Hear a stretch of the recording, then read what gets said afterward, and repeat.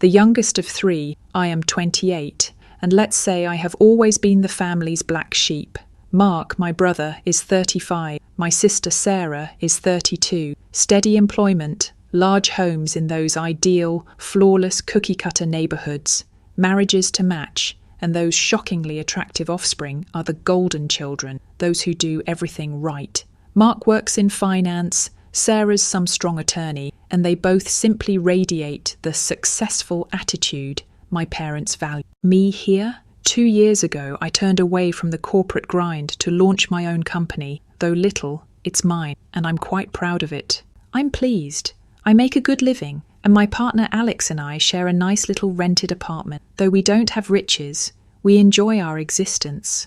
Let's just say I don't fit the ideal, though. My parents have always had this vision of how their children's lives ought to be. They enjoy using words like stable and traditional, and I suppose my modest company and rental house don't shout such things. The subdued digs about my hobby job, and the remarks on how much simpler my life would be if I had simply stayed with a 9-to-5 have become second nature. Though the tension has been smouldering for years, we have always maintained politeness. Still, I didn't believe it was this terrible. I came across a tale from my cousin while browsing Instagram a few weeks ago. It was a family get-together, a large one, the kind my family often hosts several times a year. Everyone was there. Mark, Sarah, their partners, aunts, uncles, cousins, everybody but me. I first considered perhaps missing an email or a group conversation. Although I texted Mark and Sarah, neither of them answered. Hours went by, and that sinking sensation began to slink through. You know, the one in which you know something is off but you refuse to own it.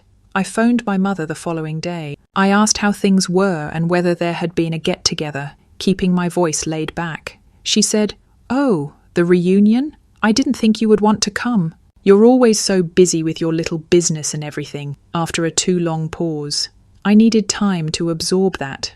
I asked her what she meant. Why would I not want to visit? My family is that which I know. She dismissed it, claiming they wanted not to disturb me. She also stated that, although I had let them know, I had missed a few events before. This was true, but always related to business. Pressing more helped me to see clearly. They hadn't simply overlooked inviting me, not that they would have chosen to. My gut sank. I sat there going back over the chat after I hung up. Though hardly the first time I had felt ostracized, this was unlike others. This was meant to be intentional. Alex lost it when I informed him. He advised me to go nevertheless. He said they had no say over whether I belonged. And he was right. Why should I permit them to pass for me not existing? I am tired of being the afterglow. That's when the scheme began to take shape. Second part, the announcement. Actually, a few weeks previously, Alex and I had become engaged. We hadn't yet told anyone since I wanted to do it personally with my family. Now, however, I now had a different motivation. I was going to remind them I exist even if they were going to exclude me. This time they wouldn't brush me off. I thus resolved to turn up without warning. I told Alex no when he volunteered to travel with me. This was something I had to accomplish alone. We came up with a strategy, and he assured me he would be ready to pick me up should things sour. I would arrive and depart should they object to me being there. Not until, though, I announced my news. I made a lot of cookies in the days before it. Something that would seem natural, exactly what I had intended to bring along. Alex kept assuring me I didn't have to prove anything to anyone. But this wasn't about proving myself. It concerned showing up for myself. Shrinking away merely because they didn't think I fit in bored me. It took somewhat more than 3 hours to go to my folks' residence. Most of it I practiced acting like I simply happened to drop by regularly. Given why I was actually there, the wonderful scent of the box of cookies on the passenger seat seemed somewhat ironic. It was packed when I at last arrived at the house. Cars spilled onto the grass from around the driveway. I inhaled deeply, reached for the cookies, then headed toward the front door. Inside flowed the sounds of music and laughter. The cacophony stopped once I set foot. I had no need to search to find they had all seen me. Mid-sentence conversations fell flat, and I sensed scores of eyes staring at. First to get well was my mother. She came over, her voice too happy. "Oh, you made it! What a surprise!" She didn't hug me. She just gave me a tiny pat on the arm and turned away. She cannot see the false warmth in her tone. The space moved in an uncomfortable shuffle. Individuals returned to their chats, although not exactly the same. I watched Mark and Sarah staring across the room. Mark vanished into the kitchen, and Sarah, standing with her husband, looked at me once before launching a noisy chat with some aunts once again. I ran across my cousin, the one whose Instagram account had caught my eye. She nodded and offered me a little smile, clearly startled to see me. I laid my cookies on the dining table alongside a catered food arrangement. Nobody looked at them at all. I heard an aunt murmuring, "Did they not invite her on purpose?" As I was walking across the hall, stopping to seem to check my phone, I passed them into the living room. A few minutes later, my cousin drew me aside. "They didn't think you would come," she said softly. She looked as though she regretted saying it, but there it was. "Your parents, well, they didn't think you'd fit in here anymore." In line, like I felt in a family picture, a shattered puzzle piece. I wandered off and found my dad behind the drink station. I'm not sure what I murmured in reply. I chose to try the waters. About the reunion, why hadn't anyone brought it up with me? He glanced hardly above the glass he was filling. "We felt you would be happier working on your own project," he remarked. Though the words loomed large in the air, it was not unkind. I held back on pushing him. I clearly wouldn't get any responses. By now, the box of cookies I had brought lay unopened on the table. Small talk with relatives who were acting as though they didn't see me seemed inappropriate. Still, it was not entirely horrible. 2 of my younger cousins walked up to say hello. I felt somewhat better when they inquired about my company and mentioned having seen some of my work online. At least someone wanted to know about my life. The room hummed with activity once again, and I settled close to the corner and idly leafed through my phone. I wanted no scene at all. I only needed time to consider my next action. At that, Sarah's voice sliced through the noise. Her face ablaze with enthusiasm, she clapped her hands. "Everybody, I have some news to share." The room stilled, and everyone turned to her to learn she was expecting her second child. Cheers broke out. Everybody clapped, and some uncles teased beginning bets on whether it would be a boy or a girl. From happiness, my mother seemed as though she could explode. Not one person looked at me. I stood there absorbing the congrats and jokes. I seemed to have disappeared once more, just as always. In the same manner, it made no difference how much I was present. That I had shown up even though I hadn't been invited didn't matter. They would treat me like an alien while always celebrating my siblings. Something inside of me caught on. I'm not sure if it was the rumours I heard, my dad's departure, or the fact my cookies were still sitting there uneaten. Perhaps that was all of it. Taking a tumbler from the drink table, I clinked it loudly with my fork. The room stilled gradually once again, and heads turned toward me. Sarah, who had been revelling in the attention, seemed agitated. I passed over it, keeping a firm voice. "Well," I replied, "since we're sharing big news, I have something to say too." Part 3. The Fallout. Like when I originally entered, the chamber fell still once more. Every chat halted, forks froze mid-air, and everyone turned to face me. Still, the response was not as friendly or enthusiastic as it would have been had Sarah declared her pregnancy. It more resembled me interrupting something holy. Though my heart was racing, I stood erect and held steady hands. "I wanted to let you know some news of my own," I said. Showing the engagement ring glittering under the dining room lights, I held up my left hand. 2 weeks ago I became engaged. Nobody answered for a brief instant. A few scattered claps then disturbed the quiet. Little cheers from the side of the room came from my younger cousins. A courteous uncle nodded in favour. The remainder of the room, though, remained motionless, as though they lacked clear understanding on how to react. The face of my mother plummeted before she managed a weak smile, the kind she typically saved for total strangers. Her voice lacked enthusiasm or inquiry. "Why didn't you tell us sooner?" It sounded more like an allegation. Her eyes strayed to the ring, then turned back on me. I wasn't slow. Loud enough for everyone to hear, I said, "I wasn't sure you would care. After all, I figured you didn't want me involved in family things anymore. I wasn't invited here." The room became uncomfortable in waves. Pretending to check their phones, people moved in their chairs or looked at one another. Mark, who had been watching the kitchen door, shoved off the frame and forward. Red on his face, his voice came out sharp. You always have to make everything about you. This is not about you." That provoked a response. Under their breath, a few murmurs of "not now" emerged, but I could feel everyone staring. Mark crossed his arms and fixed me with a look to say something else.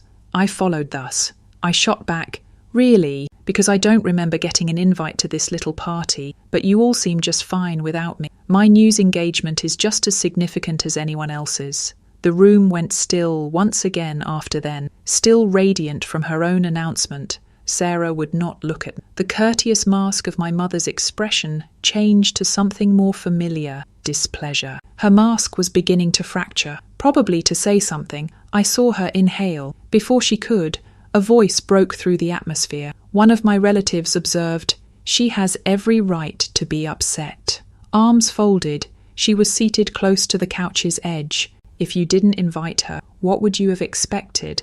That she would simply stay quiet forever? A few heads looked at my cousin. From the dining table, another voice interrupted. "Yeah, it's not like she's wrong." For a moment, I sensed something change. Though hardly much, it was plenty. The fissures were beginning to show. Probably sensing she was losing control of the matter, my mother followed her usual behaviour when cornered.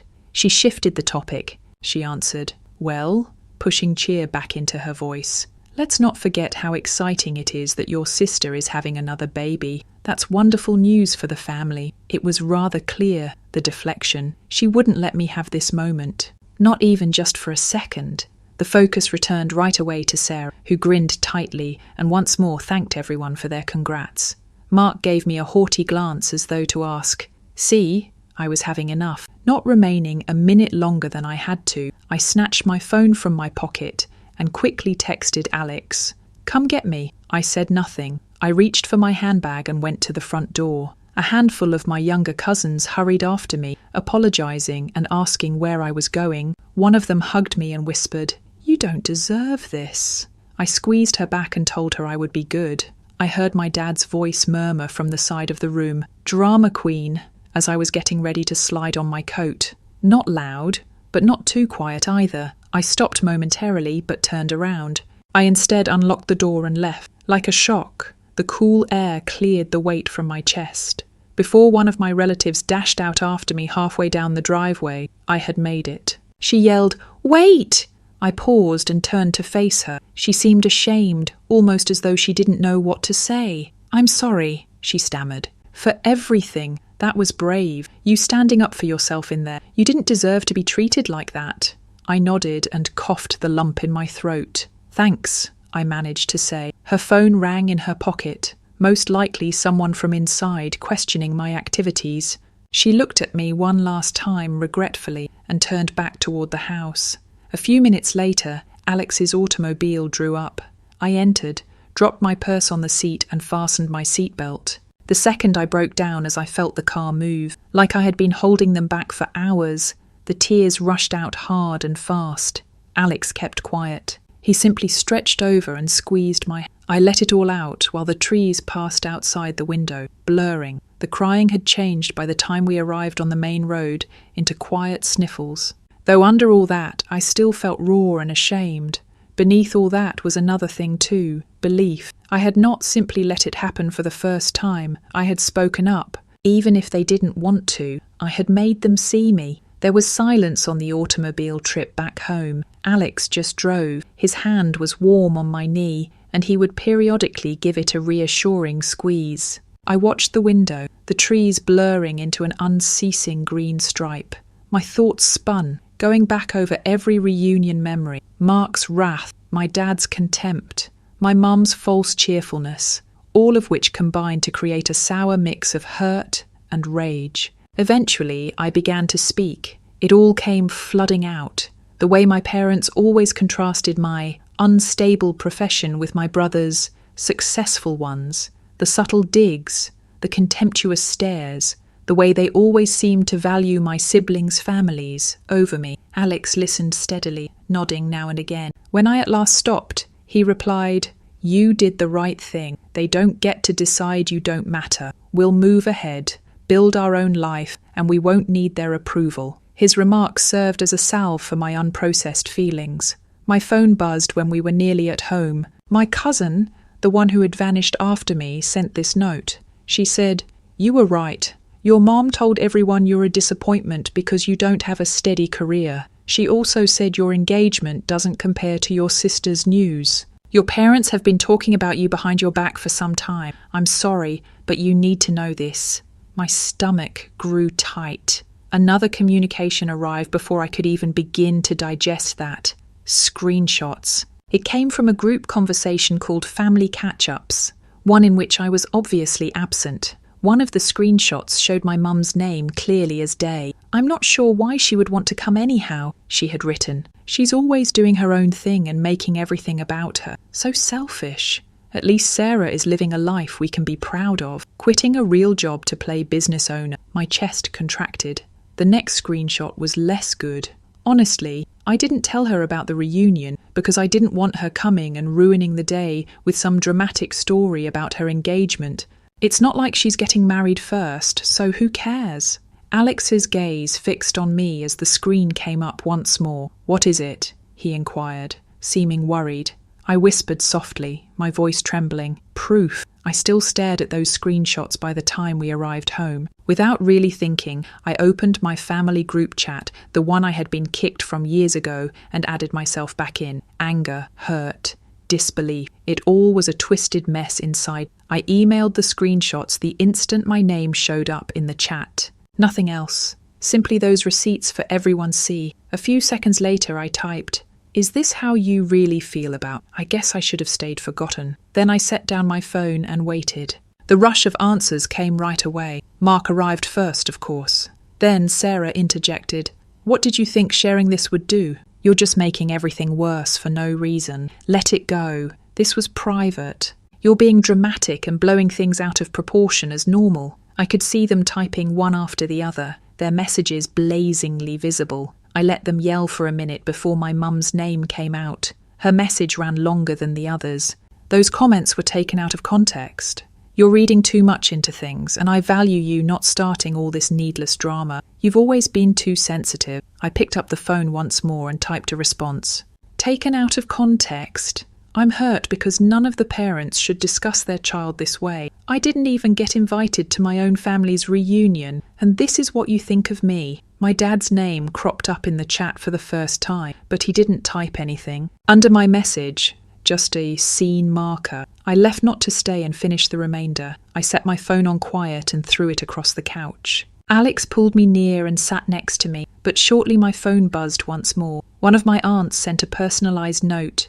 "I'm so sorry for the way you have been treated. I never knew any of this was happening. You deserve better." A little while later, still another message arrived. "We're proud of you for standing up for yourself. Don't let anybody tell you otherwise." Though it was little, it gave me hope that I wasn't losing my sanity. For so long, I felt maybe I was exaggerating. Maybe I really was overly sensitive, as my mother constantly advised.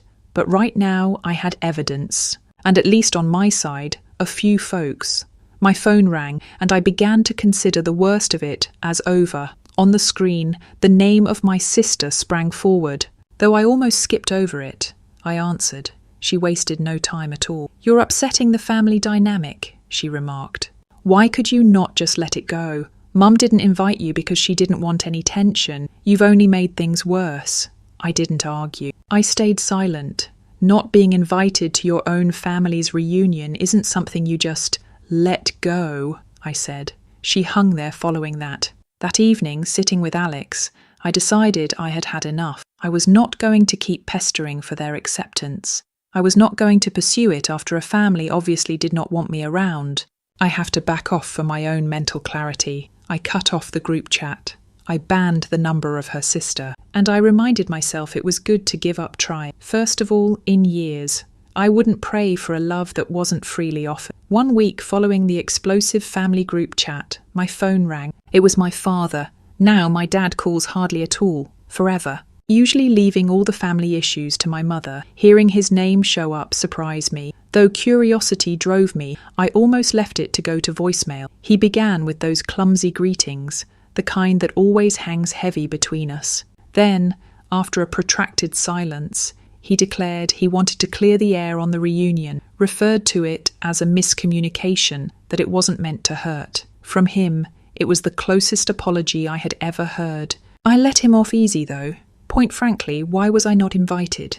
Asked him. He stammered for words, then came upon, "It wasn't intentional," reminding him of my mum's own statements in the group chat. "How do you forget to invite your own daughter?" I said. Just another protracted stillness. Quietly, he said, "Your mum. She thought it would be better that way. She didn't want any tension." And that's when I heard it. My mum's voice followed a background rustling. She exclaimed forcefully, as though I had somehow called her, "I'm here too!" And then the waterworks got underway. She said I was attacking her and that releasing those screenshots embarrassed the family. She said I was the one starting issues. I had made everything public, solely to humiliate her and generate drama. I didn't shout back. I informed her I wasn't attacking anyone and maintained a cool head. I wanted the truth only. Alex, who had been close by, dropped down to lay a hand on my shoulder. "Don't let them twist this," he said. Her voice altered when my mum saw I wasn't backing down. She said that I had announced my participation in the reunion only to take front stage and grab Sarah's attention. "I have every right to tell her joyful life news," I said.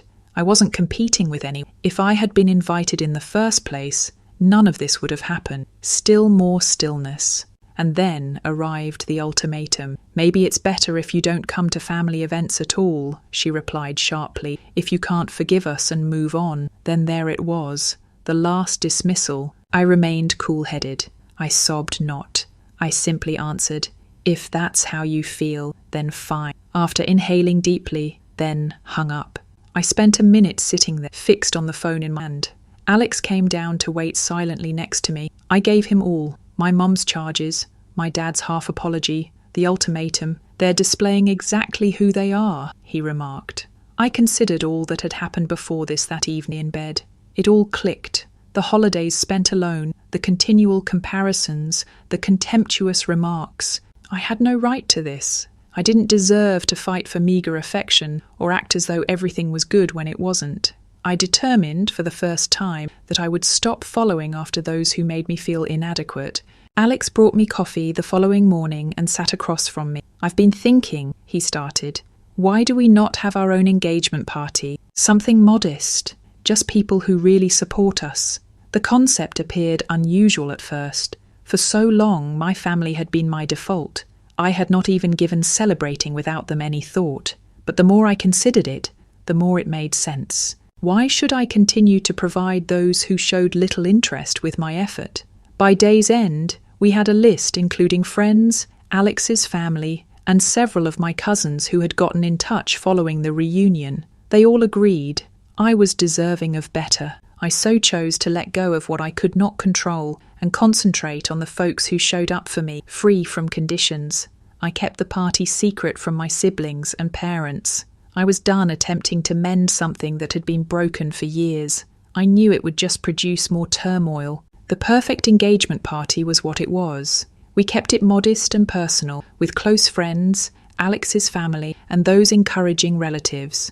We decorated with flowers from the neighbourhood market, put lights in the backyard, ate homemade food, and took out mixed. Simple, but quite cosy. The air was bright, bursting with real enthusiasm and laughing. The cousin that emailed the screenshots gave me a firm embrace. She said, "You deserve better," softly. "We're glad of you." 1 hour later, the biggest shock arrived. Alex pushed me as yet another automobile drew up. It was my aunt, the one who had apologies following the blowout of the group chat.